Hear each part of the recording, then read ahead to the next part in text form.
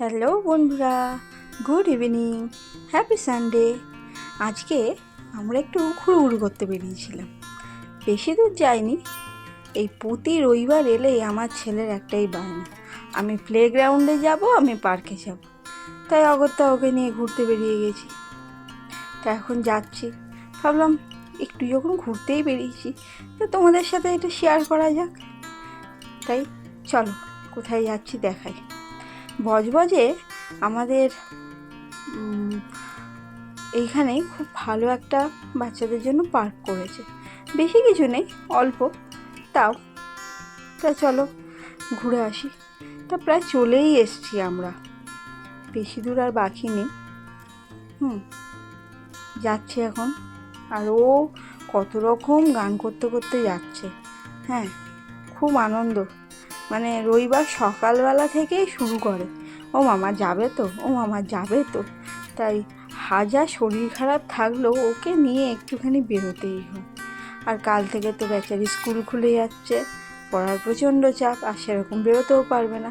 তাই ভাবলাম যাই একটুখানি ওকে নিয়ে ঘুরেই আসি। তা আমরা চলে এসেছি। এই একটু পরে এবার ওই পার্কের গলিটাতে ঢুকে যাব।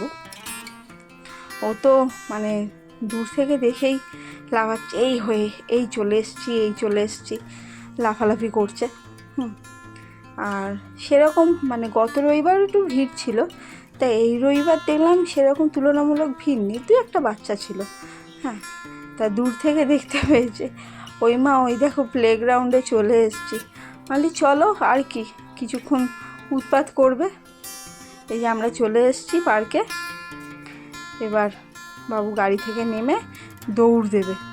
হ্যাঁ, সেই যে একা একা উঠছে আর পাশে বারবার দেখছে, কেননা পাশে একটা ছেলের বার্থডে ছিল, তা বন্ধুবান্ধব করা সেলিব্রেট করছে, আর ওরা সবাই হ্যাপি বার্থডে বলছে, আর ও হাত দুলিয়ে দুলিয়ে happy birthday to you, happy birthday to you বলছে, আর পাশ থেকে ডাকছে, ওরা বলছে না যাবো না। আর সেই দিকে ও দোল্লায় দুলছে, আর আমি ভাবছি কী করবো, একটু বসে ভিডিও করে নিই। তাই বসছিলাম। চলো আজকের মতন এই পর্যন্তই, ঘুরে টুরে বাড়ি চলে আসছি।